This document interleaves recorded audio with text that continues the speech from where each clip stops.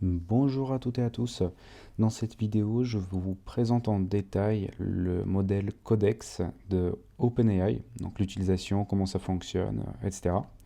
Donc j'imagine si vous regardez cette vidéo, c'est que vous connaissez déjà un petit peu ce que c'est, mais donc Codex c'est un modèle de l'intelligence artificielle développé par la société OpenAI, donc qui comprend le langage naturel, donc l'anglais, français, d'autres langues.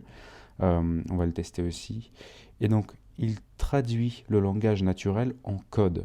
Donc déjà, de base, il existe plusieurs modèles. Donc le premier, c'est le GPT-3. Donc avant, il y en avait GPT-2, etc. Donc le codex, c'est le modèle, en effet, qui traduit le langage naturel en code. Le GPT-3, il a plusieurs autres options, fonctionnalités, etc. On va pas se focuser sur ça ici. On va vraiment faire le focus sur codex. Donc, Codex fonctionne globalement dans tous les langages quasiment qui existent. OpenAI nous disent bien qu'il est le plus puissant en Python et il est très très puissant aussi en JavaScript, mais il nous précise bien qu'il est fonctionnel dans d'autres langages et que ça fonctionne a priori très très bien. Donc aujourd'hui, globalement, le codex est en bêta privée. Donc vous pouvez vous inscrire dans la liste d'attente sur le site de OpenAI et demander l'accès. C'est ce que j'ai fait. Et donc je l'ai obtenu. Donc j'utilise déjà par ailleurs GPT-3 classique, donc peut-être c'est pour ça qu'ils ont encodé un peu plus rapidement, je ne sais pas comment ça se passe. Donc si cela vous intéresse, je ferai une vidéo à part sur GPT-3, je vais faire une fine-tuning d'une modèle, donc voilà, bref. Quand on vous donne l'accès, vous avez l'accès à la partie qu'on appelle Playground. Donc ça c'est le Playground de JavaScript, il est à part. Et là c'est le Playground global, donc là où vous pouvez tester toutes les modèles en fait. Donc ici, du côté droit, vous avez... Attendez, juste je vais prendre ça parce que je l'ai sauvegardé pour nos tests avec vous. Donc ici, dans la catégorie Engine, vous pouvez choisir les modèles qui sont disponibles. Donc ici, vous avez les modèles classiques pour le GPT-3. Et ici, vous avez deux modèles Codex. Donc vous avez un modèle Codex DaVinci qui est le plus puissant. Et modèle, ici, ils l'ont appelé Cushman. Normalement, ça devait être Curie, je pense. C'est l'équivalent de Curie, en fait, qui est un petit peu plus rapide. Vous les choisissez, vous laissez à peu près tout ça de base. Il est à peu près bien réglé leur API, donc il ne faut pas forcément le toucher, sauf la longueur de la réponse si vous le souhaitez. Et ici, en bas à droite, vous pouvez choisir le langage que vous souhaitez. Cette vidéo concerne Python, donc je vais mettre Python pour qu'on puisse voir avec vous les fonctionnalités du truc. Donc juste pour regarder très très rapidement comment il fonctionne, et après on va commencer à construire un tout petit jeu avec Codex. Donc en fait, vous mettez ici les instructions, il va vous sortir le code en Python. Donc ici, je vais mettre par exemple, je vais lui demander de me créer une page web avec Flask et on va voir qu'est-ce qu'il va me sortir. Donc moi, je vais faire des instructions en anglais et donc, mais théoriquement, vous pouvez le faire en français, en n'importe quelle autre langue. Normalement, il comprend tout. Voilà, donc là, je le demande de le faire. Et a priori, donc là, des fois, il va assez loin, hein. Donc, a priori, il importe Flask. Il a même importé render template alors que je ne l'ai pas demandé. Il lance l'application. Il la lance avec le mode debug. Et il crée 3 uproot, ce qui est marrant. Donc, si vous connaissez ça, voilà. Donc, de base, index HTML. Il crée un petit peu tout, donc ce qui est plutôt pas mal. Il a une bonne connaissance des librairies Python, etc. Donc, aujourd'hui, pour démontrer tout ça, pour vous montrer, on va créer un tout petit jeu. C'est un jeu sur lequel j'apprenais Python il y a encore très très longtemps. Et donc je me suis dit ça peut être pas mal de le refaire complètement avec Codex et de voir comment ça fonctionne. Donc en quoi consiste le jeu? Il est tout simple. Donc vous avez une liste des dictionnaires. Dans chaque dictionnaire, vous avez donc les comptes Insta en fait, leur nombre de followers avec la description et le pays où ils sont. Quand vous lancez le jeu, on vous propose deux comptes Insta, donc ça dépend de qui il est, versus, et on vous demande qui a plus de followers sur ce compte. Et vous devez dire A ou B, par exemple. Donc là, je vais dire A. Donc là, j'ai perdu parce que moi, je connais rien dans les nombres de followers des gens. Je vais essayer de dire B. Si vous avez raison, il vous dit You are right. Votre score est 1. Et il repart plus loin. Donc pour continuer le jeu. Après, quand le jeu continue, le personnage avec le plus de followers repart dans la position A, et un nouveau personnage est rajouté de la liste dans la position B. Et donc comme ça, vous pouvez jouer longtemps jusqu'à ce que vous perdez. Donc voilà, là j'ai mon score qui est 2, là je pense que c'est Justin Bieber, voilà, Khloé Kardashian, moi j'en sais rien. Voilà. Donc après quand je perds, mon score s'annule et le jeu termine. Donc ici, dans le playground, j'avais préparé le tout petit template pour commencer et pour vous expliquer un petit peu comment ça fonctionne. Donc j'ai pris juste un extrait de la liste hein, pour ne pas tout reprendre et les premières instructions. Alors, comment fonctionne le codex? Son truc, son fonctionnement, c'est qu'il faut être très très très précis dans les instructions, ce qu'on veut. Alors, il comprend bien les instructions, mais si on n'est pas assez précis, il va partir loin et à vrai dire, c'est un jeu qui est très simple, mais j'ai galéré peut-être quand même pendant 3 heures pour essayer de le construire avec Codex parce que il a besoin des instructions très très très précises pour bien fonctionner. Et le logiciel, on construit step by step. Donc par exemple, ici le premier step, je me suis dit, au début je vais le demander d'importer le module random pour pouvoir choisir les éléments random, d'en choisir 2 et de lui dire qu'ils doivent être différents. Après on clique sur Generate. Alors, donc voilà, on le fait tourner.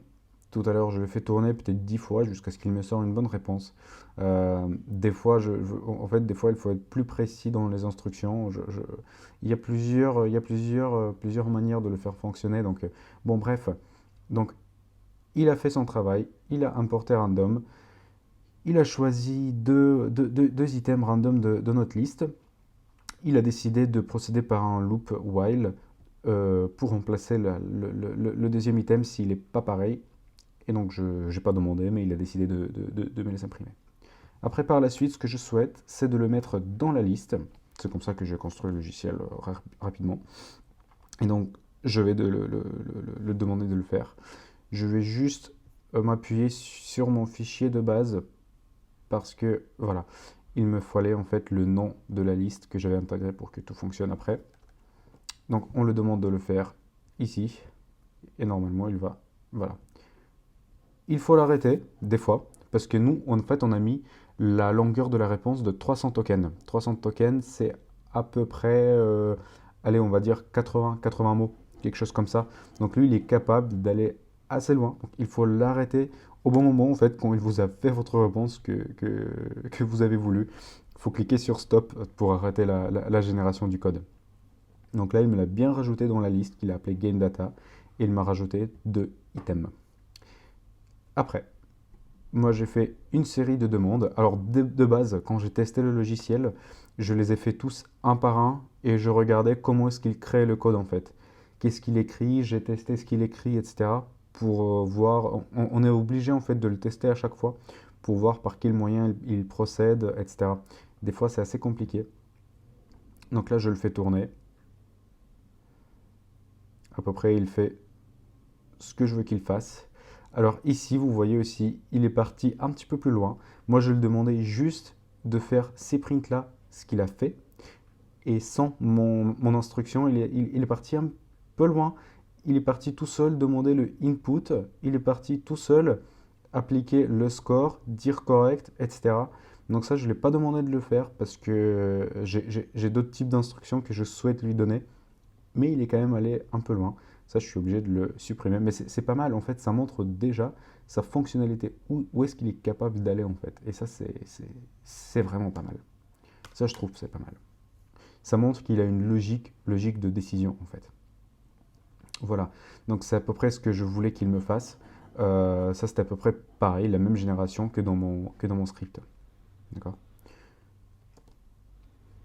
Donc, la prochaine étape, d'autres instructions que je les mets bien dans la loop while. Alors, je commente pas vraiment le code, je commente pas ce qu'il fait. Alors, si vous souhaitez, je vais... Alors, c'est un code assez simple en Python, hein, donc je vais pas forcément aller dans le détail.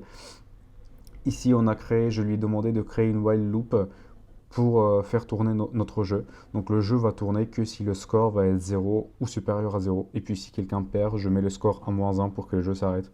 J'ai décidé de faire comme ça très rapidement parce que ça marchait assez facilement avec Codex, donc j'ai fait comme ça. Dans la deuxième partie des décisions, donc il y aura le cerveau du jeu, j'ai envie de dire. Donc il y aura justement la question à user, donc quelle réponse il souhaite choisir. Moi, je demande Codex de comparer les résultats, d'imprimer les résultats. Si l'utilisateur a raison, donc on va rajouter 1 à son score. Donc ici d'ailleurs, je dis juste to this variable et il comprend que ça veut dire score. Après, je le demande que si l'utilisateur a raison. On remplace toujours l'index 0 de la liste par un autre élément. Donc par un élément qui a le plus de followers, donc par le choix de user s'il a raison. Et après, on remplace le dernier élément dans la liste par un élément random de la data list. D'accord? Donc il a besoin d'une instruction très précise pour pouvoir exécuter le truc. Et donc après, je lui dis, si le index 1, donc deuxième élément dans la liste, est le même que le index 0, remplacez-le, trouvez un autre élément random. En fait, c'est à peu près l'équivalent dans ce qu'il fait là, dans sa loop while. C'est à peu près pareil, ce que je le demande de faire. Et après, je lui dis, si l'utilisateur n'a pas raison, on met le score à -1 pour que le jeu s'arrête. Et donc là, normalement, a priori, il va nous sortir euh, pas mal de lignes de code. Voilà. Donc, regardons ce qu'il nous a fait. Il me semble qu'il n'est pas allé assez loin dans le raisonnement. Attendez, on va le relire tout ça ensemble et on va tout comprendre. Alors en effet, j'ai l'impression qu'il n'est pas allé assez loin. Il a choisi, en fait, il a considéré juste l'option A. Il n'a pas du tout considéré l'option B. Et je pense que des fois il le fait, c'est parce que la longueur de la réponse n'a pas été assez, n'était pas bien définie en fait. Ça lui a pas permis d'aller plus loin. Donc je vais mettre ici 600 pour lui permettre d'aller un petit peu plus loin dans sa réponse. Et on va essayer de régénérer le code pour voir s'il va aller un petit peu plus loin ou pas cette fois-ci.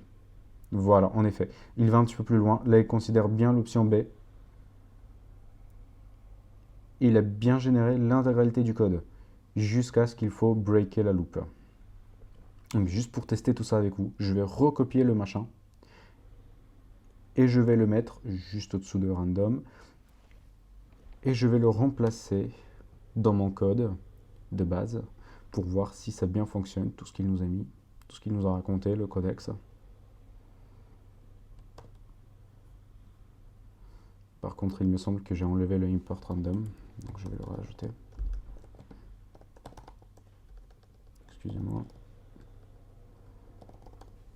Plusieurs claviers. Hop. Alors, on va le tester. A priori, ça va fonctionner. Voilà. Hop, je sais pas, donc voilà, j'ai perdu parce que je connais rien. Taylor Swift, Drake, moi j'en sais rien. Voilà.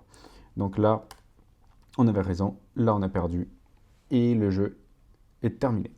Donc voilà globalement comment se passe le développement du logiciel avec Codex en Python. Alors j'espère que cette vidéo vous a permis de regarder un petit peu plus clair dans le fonctionnement du Codex. Donc pour faire un petit récap et de dire vraiment comment ça fonctionne, en fait le principe c'est que le modèle est entraîné sur des millions de lignes de code open source dans GitHub en fait.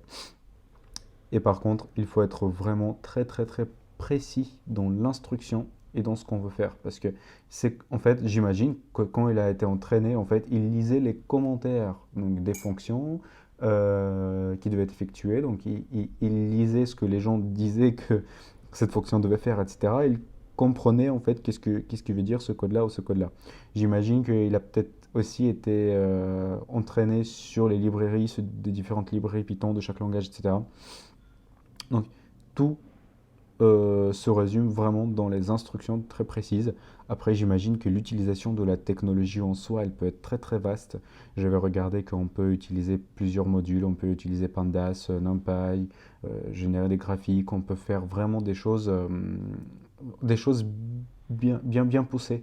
Mais au début, juste pour vous dire, du coup, bah, moi j'ai mis peut-être 2 ou 3 heures juste pour construire le petit jeu, pour comprendre comment il fonctionne. Mais dès qu'on s'habitue, ça va beaucoup plus loin et je pense qu'on peut même développer des logiciels assez sympas avec tout ça. J'aimerais bien également vous présenter, mais ça va être sûrement dans la prochaine vidéo, le fonctionnement de Codex avec JavaScript, ce qui est aussi assez sympa. Et ils ont fait un terrain de jeu, je dirais, exprès pour JavaScript. Il est à part, il n'est pas comme Python dans le playground général. Donc c'est assez sympa de jouer avec ça. Et je pense que, alors moi en JavaScript, je connais encore moins qu'en Python, donc ça va être marrant.